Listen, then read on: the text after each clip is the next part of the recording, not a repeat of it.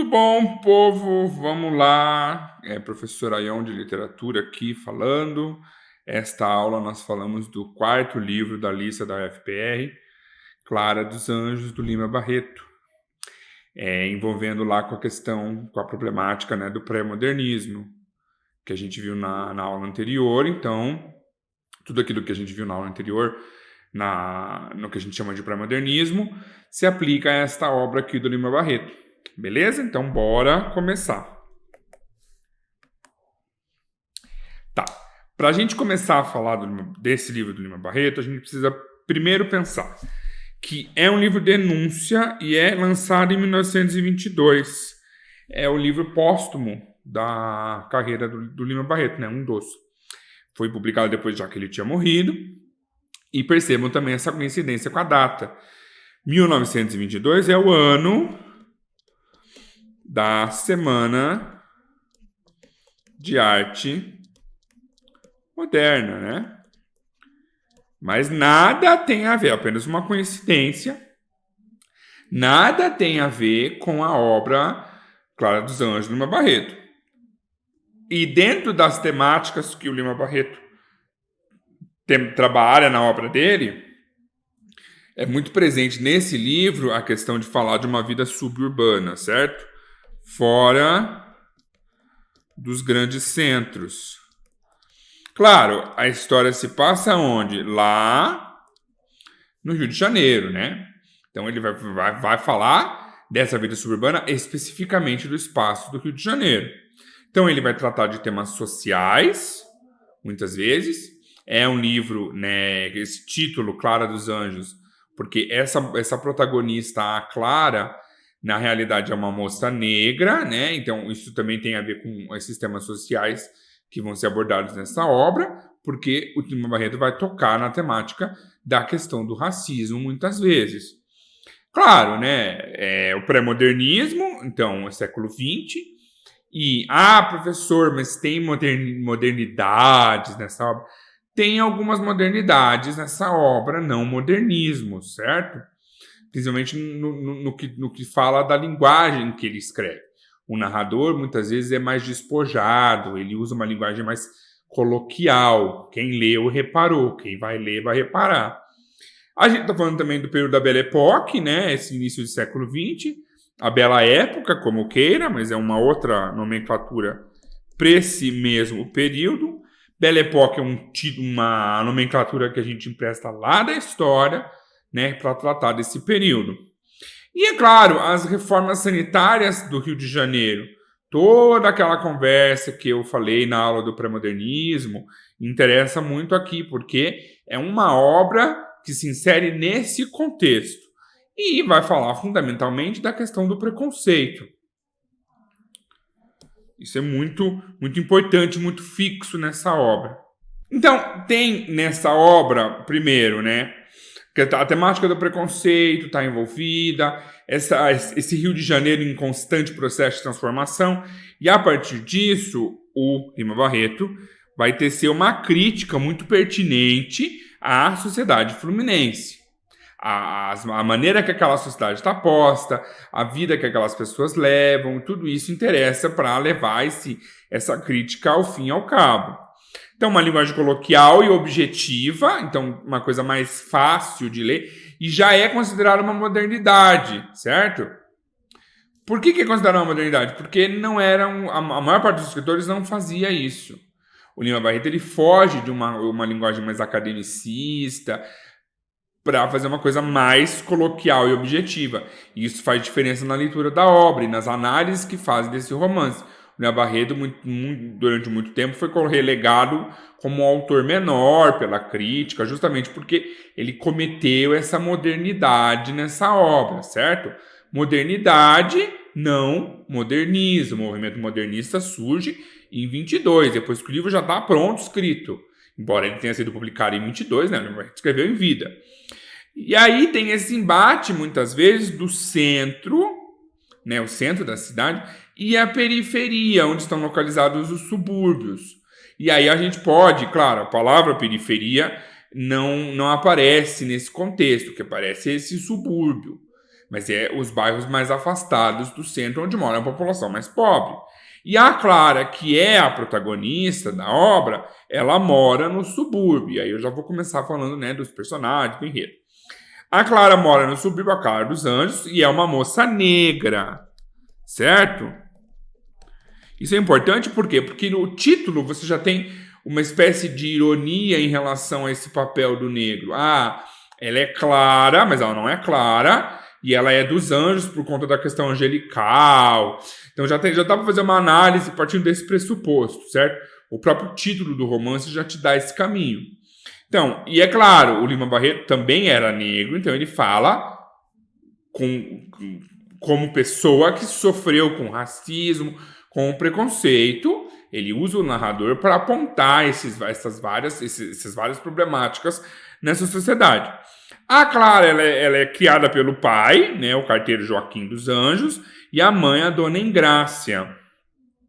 E essa personagem, ela é ingênua, ela é super protegida por esses pais o tempo todo, e ela acredita em tudo que falam para ela.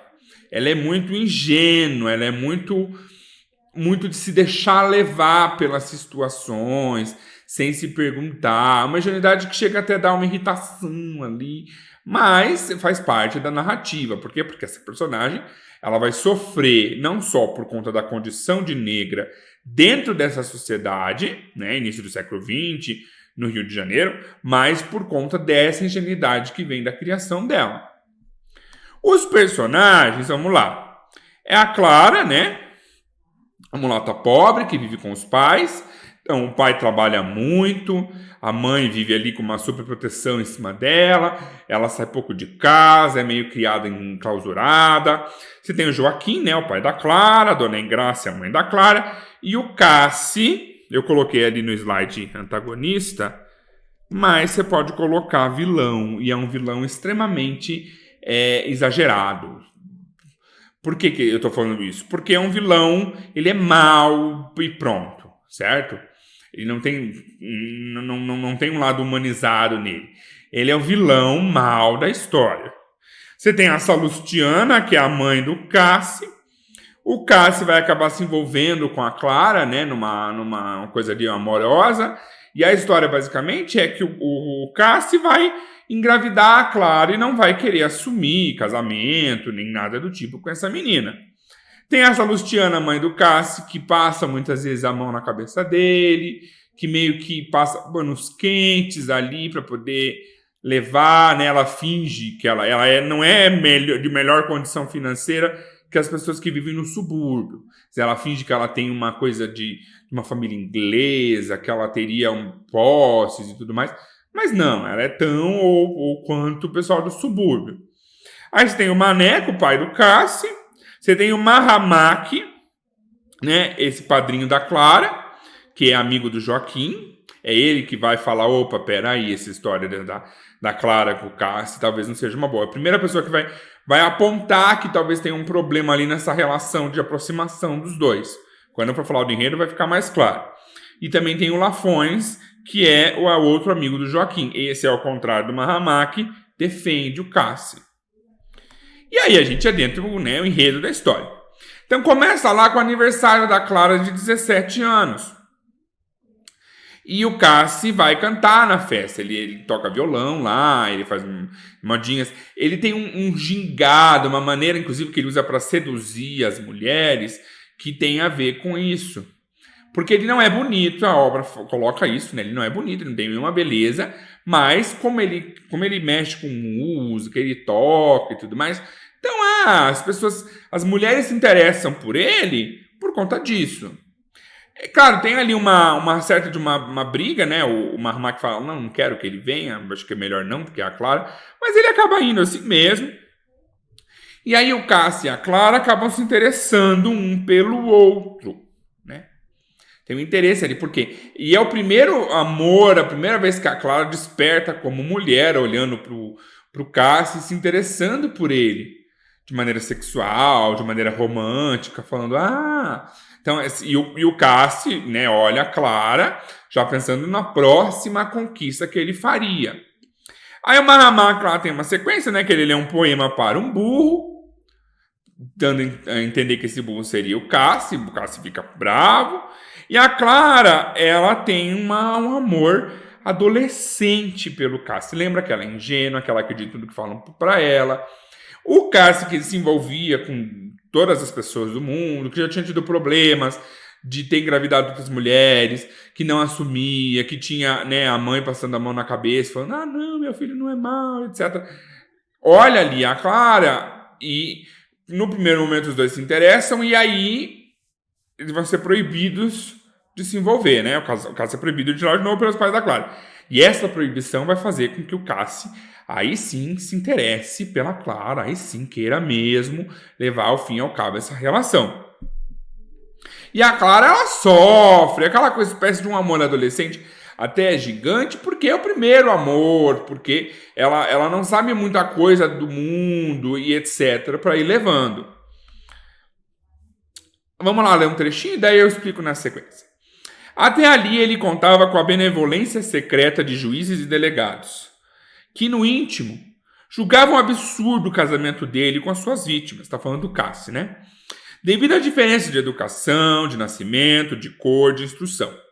Quando a segunda e terceira causa, embora nem sempre se verificasse a segunda, podia-se admitir, mas, quando as duas outras considerações eram errôneas, porque ele era tão ignorante, tão mal educado como eram em geral as humildes raparigas que ele desgraçava irremediavelmente. Então já tinha um histórico ali de uma pessoa que apronta, de uma pessoa que não está muito interessada em casar, que vai levando as coisas desse jeito. Como existe a proibição, né, ele não pode se aproximar da Clara, aí ele quer se aproximar da Clara. Isso é o ponto do romance, porque essa proibição vai fazer com que ele se envolva com ela. Então ele quer se envolver por toda a conta. Aí ele vai utilizar lá, né, o Menezes, que é o dentista, para se aproximar dela. Os dois vão começar a trocar cartas. E aí o padrinho Mahamak vai se envolver nessa e vai falar, não, peraí, não pode. Ele vive numa cadeira de rodas. Esse é outro ponto importante aqui. É um personagem que vive numa cadeira de rodas e qual que é a solução, então? Se é ele o elo que impede, a pessoa que consegue impedir essa aproximação. O Cassi vai mandar matar o Mahamak. Certo? Ele manda executar e pronto. Tem toda uma sequência lá da morte do Mahamak para poder mostrar o quão mal é esse Cassi. Porque aí com o Mahamak morto, o caminho está livre, né? E aí num dia de chuva, toda uma sequência lá, o Cassi entra para casa ela tá sozinha, o Cassi entra, os dois vão ficar juntos. E aí, né, vai acontecer tudo que você tá imaginando. E aí a Clara vai engravidar. Outro trechinho. E aí eu quero que você perceba, junto na leitura desse trecho, como que esse narrador tá posto. Narrador em terceira pessoa, né? Tem toda uma visão panorâmica dos personagens. Perceba como que ele coloca várias coisas, certo? Olha, analisa como que esse narrador tá olhando para essa história, para esses personagens. Um crime revestindo das circunstâncias misteriosas e da atrocidade de que se revestiu o assassinato de Mahamak, faz sempre trabalhar todas as imaginações de uma sociedade. De uma cidade. Um homicídio banal em que se conheceu a causa, o autor, capturado ou não, e outros pormenores, deixa de oferecer interesse para ser um acontecimento banal da vida urbana, fatal a ela, como os nascimentos, os desastres e os enterros. Mas o assassinato de um pobre velho, aleijado, inofensivo, pobre a pauladas, faz parecer a toda a gente que há soltos e esbarrando conosco nas ruas, nas praças, nos bondes, nas lojas, nos trens, matadores, que só o são por prazer de matar, sem nenhum interesse e sem nenhuma causa. Então todos acrescentam aos inúmeros e insidiosos inimigos que tem a nossa vida, mais este do assassínio por divertimento, por passatempo, por esporte. Perceba, né? Ele apresenta essa coisa de uma linguagem um pouquinho mais direta, objetiva mesmo. E olha esse trecho aqui, cadê? Faz parecer a toda a gente que há soltos esbarrando conosco nas ruas, nas praças, nos bondes, nas lojas, nos trens, matadores. Tá falando da questão da cidade, de você dentro da cidade, na praça, no bonde, nas lojas. E essa coisa mesmo da pessoa que quer matar pelo prazer de matar. Que é o caso, porque alguém, né, foi pago para matar o Mahamaki a mando do Cassi para poder abrir o caminho com a Clara, certo? Perceba essa linguagem papum que você tem aqui nesse trecho. A Clara engravida, né? E a gente também precisa lembrar dessa questão aqui, a Clara engravida dentro desse contexto social do Rio de Janeiro, onde tem o Pereira Passos lá com o fim dos cortiços, né? Os subúrbios, a higienização do Rio e um projeto urbanístico. E o narrador vai dar conta, muitas vezes, desses assuntos, certo? De olhar até como uma questão de denúncia e mostrar, olha como é que vive a pessoa que não está no centro da cidade, onde a reforma de higienização não chega da mesma forma que chegou no centro da cidade, certo? Então você tem esse tecido social, retratando aqui, essa questão também da questão do alcoolismo, e é um livro que tem um tom de reportagem, como a gente consegue perceber nesse trecho, certo? Esse trecho que eu li antes tem esse tom de reportagem, esse tom de jornalístico, tipo, perceba, esse tom jornalístico tá imerso ali quando ele fala sobre, tipo, um crime revestido de circunstâncias misteriosas, todo aquele aparato do discurso jornalístico para justificar e convencer você de que o que ele está falando é a verdade. Até com uma certa imparcialidade em alguns momentos, mas que não é levada ao cabo. Muitas vezes esse narrador vai sim tomar partido. Eu vou falar disso mais à frente. Muito importante, né? Eu falei, mas a gente tem que fixar nisso, porque isso também é preponderante para entender essa história, que o Cassi e a Salustiana, eles não são ricos, tá? Eles não são ricos. Eles têm uma vida remediada um pouquinho melhor do que o pessoal que mora no subúrbio. Eles não são ricos. E o livro está discutindo também o papel da mulher negra, né, no século XIX, século XIX / século XX, né? Podemos pensar assim. Uma mãe solteira, porque o que vai acontecer com a Clara? Ela não vai conseguir o casamento e a iminência de não casar com o Cassi, estando grávida, já coloca o papel dessa mulher nessa sociedade em xeque, em discussão. O que acontece com uma mulher que é mãe solteira nesse contexto? Né? Falei já, né? A Cassi é feia, tocava violão, tem histórico de sedução com as mulheres. Então é essa a arma que ele usa para seduzir as mulheres, inclusive a Clara, que ele engravida e vai abandonar, não vai cumprir com as obrigações que ele deveria cumprir. E a Clara é retratada muitas vezes como uma moça totalmente ingênua, totalmente moldável pela vida. Vamos lá para um trecho. Clara era uma natureza amorfa, pastosa, que precisava mãos fortes que a modelassem e fixassem. Seus pais não seriam capazes disso. A mãe não tinha caráter, no bom sentido, para o fazer. Limitava-se a vigiá-la caninamente. E o pai, devido aos seus afazeres, passava a maioria do tempo longe dela. E ela vivia toda entregue a um sonho lânguido de modinhas e descantes, entoadas por cestrosos cantores, como tal Cassi e outros exploradores da morbidez do violão. O mundo se lhe representava como povoado de suas dúvidas, de queixumes de viola, a suspirar amor. Na sua cabeça não entrava que a nossa vida tem muito de sério, de responsabilidade, qualquer que seja a nossa condição e o nosso sexo. Cada um de nós, por mais humilde que seja, tem que meditar durante a sua vida sobre o angustioso mistério da morte, para poder responder cabalmente, se o tivermos que fazer, sobre o emprego que demos à nossa existência. Então, muitas vezes, o narrador traz esse tipo de comentário aqui, que é o narrador dando uma crítica, um apontamento. Enfim, é o narrador fazendo um julgamento parcial dentro da história que ele está contando, certo? Então, ele critica muitas vezes essa educação da Clara, não por culpa dela, mas por conta da educação que ela recebeu. E ele faz isso nessa narrativa. Então, não é um narrador imparcial que não toma partido, ao contrário, ele toma partido. mas ele tem um tom jornalístico que pode soar, em alguns momentos, imparcial, como requer o jornalismo. Não havia, claro, a representação já não exata, mas aproximada de sua individualidade social. E, concomitantemente, nenhum desejo de elevar-se, de reagir contra essa representação.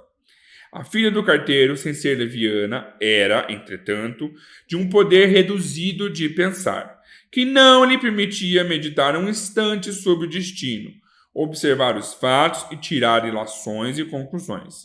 A idade, o sexo e a falsa educação que recebera tinham muita culpa nisso. Mas a sua falta de individualidade não corrigia a sua obliquada visão da vida. Para ela, a oposição que em casa se fazia a Cassie era sem base. Ela tinha feito isso e aquilo, mas interrogava ela. Ele tinha feito isso e aquilo, mas interrogava ela. Quem diria que ele fizesse o mesmo em casa de seu pai? Perceba a ingenuidade dela levada às últimas circunstâncias. E é isso que vai fazer a ruína dessa personagem. Porque como ela não... A mãe vai levar, né? Ela tá grávida, vai querer levar o problema pra Salustiana. E a Salustiana vai rir na cara dessa mãe. Vai falar, não, eu não vou... Meu filho... O caso acaba tomando rumo ignorado, né? Em certo ponto da história. Ela fala, eu não vou fazer o meu filho casar com a sua filha só porque ela engravidou. Quem disse que ela tá falando a verdade?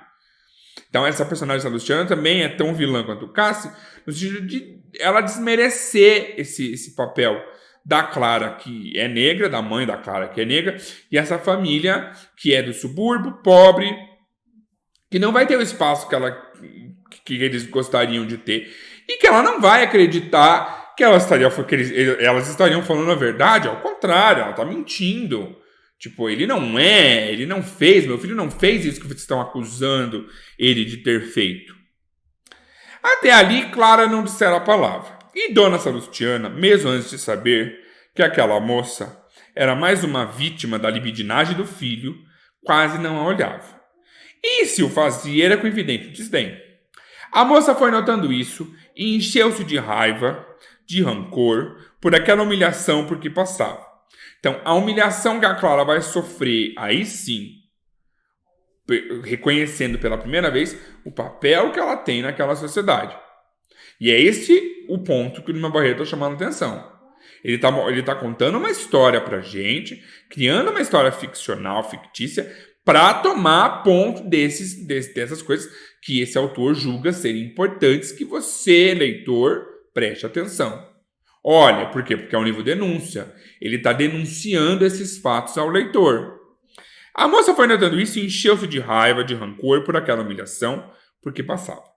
Além de tudo, que sofria e havia ainda de sofrer. Ao ouvir a pergunta de Dona Salustiana, não se pôde conter e respondeu como fora de si. Que se case comigo. O que ela espera que o Cassie faça agora que ela está grávida. Dona Salustiana ficou lívida. A intervenção da mulatinha a exasperou. Olhou-a cheia de malvadez e indignação, demorando o olhar propositadamente. Por fim expectorou. Que é que você diz, sua negra? Dona Margarida, não dando tempo a que Clara repelisse o insulto, imediatamente erguendo a voz, falou com energia sobranceira. Clara tem razão. O que ela pede é justo, e fique a senhora sabendo que nós aqui estamos para pedir justiça e não para ouvir desaforos. Dona Salustiana voltou-se para Dona Margarida e perguntou, pronunciando devagar as palavras, como para se dar importância. Quem é a senhora para falar alto em minha casa? Perceba também essa coisa, né, do pedaço da casa. Bem nessa sociedade. A casa tem uma importância X, não é qualquer pessoa que pode falar alto na casa de uma mulher como a Dona Salustiana. Então esses papéis sociais são bem marcados e bem definidos. Dona Margarida não se intimidou. Sou eu mesmo, minha senhora, que quando se decide a fazer alguma coisa de justo, nada atemoriza. Foi calmamente que Dona Margarida falou e, à vista dessa atitude, Dona Salustiana resolveu mudar de tática. Gritou para as filhas. Tinham também as irmãs, né, do Cassie, que estavam ali vendo toda essa conversa, essa situação. Isso que está indo mais para o final do romance. Mas a ideia é você pensar comigo, olhar para esse ponto e pensar como esse narrador está tratando dessa história. O que vai acontecer? O que acontece de fato nessa sociedade?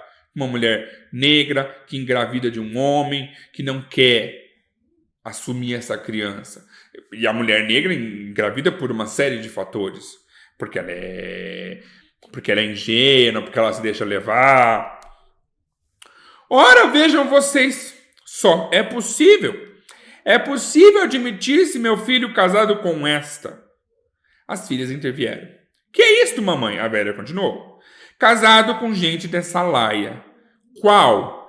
Que diria meu avô, Lord Jones, que foi cônsul da Inglaterra em Santa Catarina?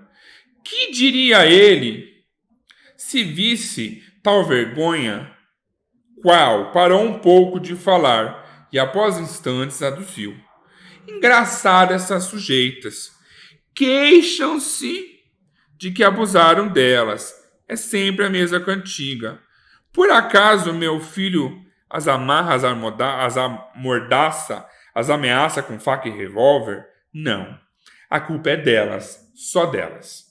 Isso é essa personagem, essa Luciana, defendendo o filho que aprontou, que fez coisas erradas, mas que a justiça, por conta da condição de branco dele, para a condição de um pouco mais remediado do que as famílias que vivem no subúrbio, ele não sofre.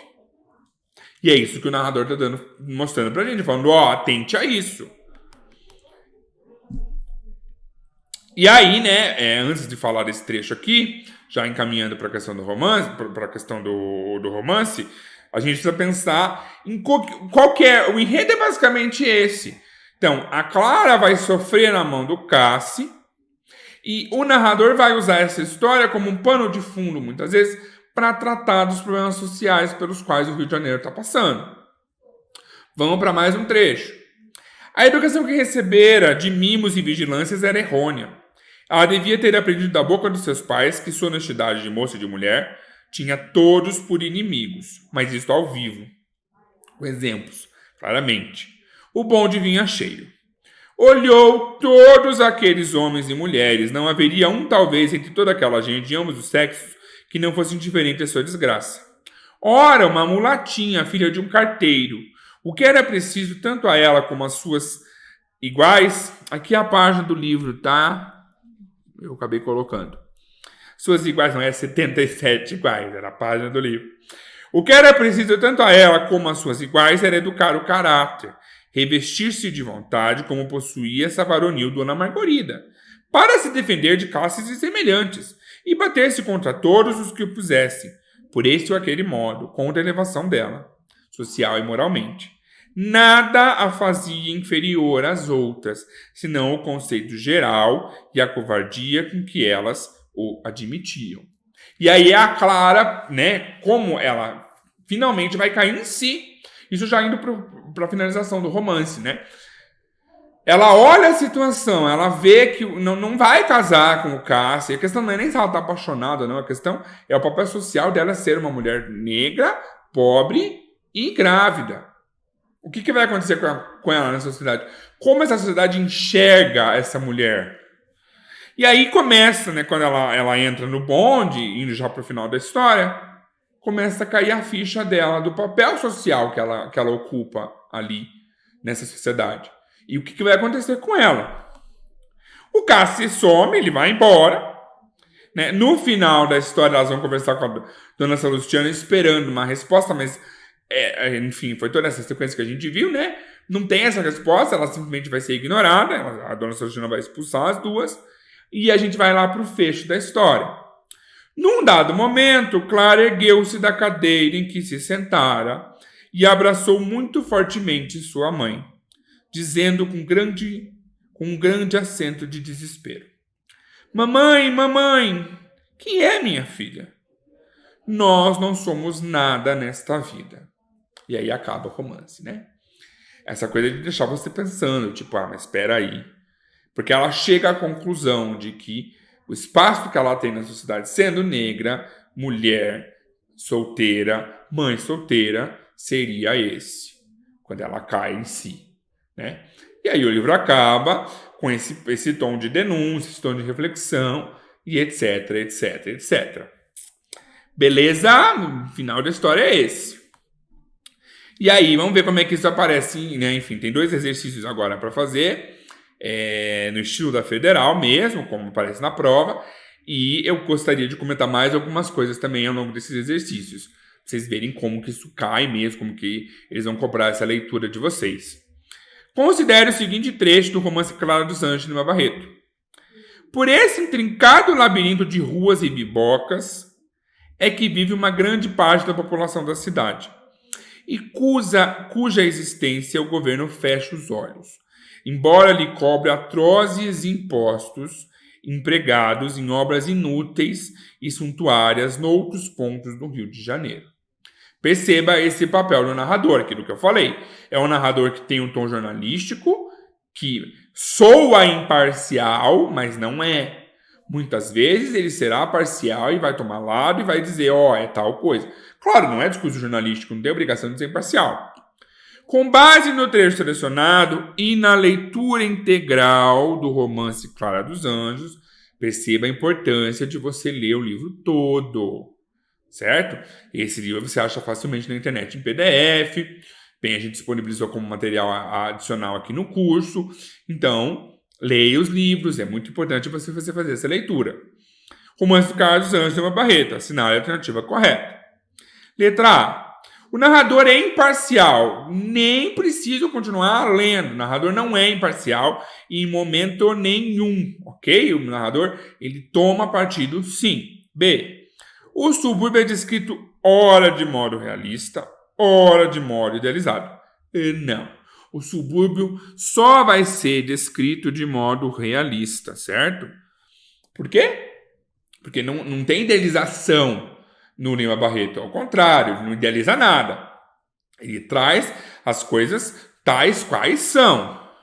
C. O narrador disseca com rigor quase sociológico os problemas políticos da época. Até aqui, beleza, certo? De fato, é isso que acontece. Ele vai trazendo esses problemas da cidade do Rio de Janeiro para essa narrativa, citando fatos e personagens históricos reais que se misturam à narrativa. Isso não acontece no Clara dos Anjos, é uma história estritamente ficcional. Letra D. O romance apresenta o ambiente do subúrbio, aliando a descrição pormenorizada do espaço físico à caracterização dos personagens que o habitam. Então, ele apresenta o subúrbio como ambiente onde essa coisa toda acontece, e a descrição do espaço físico ajuda a caracterizar os personagens. É a D, a verdadeira. A, B, C, falsa. D responde a nossa questão aqui. Vamos ver por que a E é falsa. Os vários bairros e personagens que estão nos arredores da linha férrea do trem urbano são descritos como um conjunto indiferenciado, como se cada bairro não tivesse sua característica própria. É exatamente o contrário. Ele apresenta cada bairro, os bairros mais afastados do centro, com as suas próprias características, certo? É bem o contrário do que diz a E. Então, a gente tem aqui a resposta do exercício, letra D. Dá uma olhada, pausa o vídeo se for o caso, dá uma olhada no exercício todo, entendeu? Olha com atenção cada trecho, é assim que vai aparecer na prova. Muito importante você lembrar da leitura integral dos romances. Indo para o próximo exercício, para a gente finalizando aqui. Considere os seguintes trechos dos romances Casa de Pensão de Luiz Azevedo e Clara dos Anjos de Lima Barreto. Isso aqui é mais comum do que parece, tá? Quer dizer, mais comum. É o comum da Federal. Como? Eles vão cobrar 8 livros em 6 questões. Então, eles vão fazer muitas questões de comparação. Esteja muito atento a isso, porque muitas vezes é assim que aparece na prova. Nunca saíra do Maranhão. Vira de longe a corte através do prisma fantasmagórico de seus sonhos. O Rio de Janeiro afigurava-se-lhe um Paris de Alexandre Dumas ou de Paulo de Kock, um Paris cheio de canções de amor, um Paris de estudantes e costureiras, no qual podia ele à vontade correr as suas aventuras, sem fazer escândalo como no diálogo da província. Então está falando da visão, né, que o Amâncio tinha da corte do Rio de Janeiro. Perceba, a casa de pensão, embora seja de escola naturalista, está mais próximo temporalmente do Claro dos Anjos, né? Segundo lá, por esse intrigado, foi o trecho que a gente acabou de ler, né? Por esse intricado labirinto de ruas e bibocas é que vive uma grande parte da população da cidade, a cuja existência o governo fecha os olhos, embora lhe cobre atrozes impostos, empregados em obras inúteis e suntuárias noutros pontos do Rio de Janeiro. O que a pergunta quer? Com base nos trechos selecionados e na leitura integral dos romances, assinar a alternativa correta. A banca vai partir do pressuposto de que você sabe o livro todo, de que você lê o livro todo. Letra A. Em Casa de Pensão, o narrador apresenta a corte da imaginação de Amâncio, quando esse vem do Maranhão estudar medicina. Até aqui tá beleza. Já em Claro dos Anjos, o narrador problematiza a questão do subúrbio do Rio de Janeiro, trazendo uma crítica ao poder municipal e ao descaso público da região. Perfeita essa letra A. Verdadeira, já tem uma resposta, né? É exatamente isso que a gente tem no Casa de Pensão. Essa corte imaginária do Amâncio e essa problematização que o narrador faz no Claro dos Anjos. Vamos ver por que as demais são falsas. B. Ambos os narradores dissecam a alma dos personagens, interessados única e exclusivamente no uso de teses científicas para justificar o romance e tese do século XIX. A gente pode até indicar isso aqui para o Casa de Pensão, embora me incomode essa expressão, único exclusivamente. Porém, para o Claro dos Anjos, não. Claro dos Anjos não tem nada de romance tese, falsa B. C. Claro dos Anjos, assim como o Casa de Pensão, é um romance que faz uso de excessivas restrições para pormenorizar os problemas sociais, mas sempre mantendo a neutralidade das discussões apresentadas. Não, né? A gente falou bem disso. Não tem neutralidade, ao contrário. É um narrador, muitas vezes, que toma partido, sim. Letra D. Casa de Pensão trata dos subúrbios do Rio de Janeiro no início do século XX. Não é nada disso, né? Você lembra do Casa de Pensão. O Casa de Pensão trata da Casa de Pensão do centro do Rio de Janeiro. Regiões mal cuidadas pelo poder público, que sim lhe cobra altos impostos, enquanto que Claro dos Anjos é considerado por muitos o primeiro romance jornalístico da literatura brasileira, em que romanceia uma série de eventos reais no que ficou conhecido como questão capistrana. Essa D é falsa, mas se você inverter, né? Casa de Pensão trata dos subúrbios do Rio de Janeiro. Claro dos Anjos trata dos subúrbios.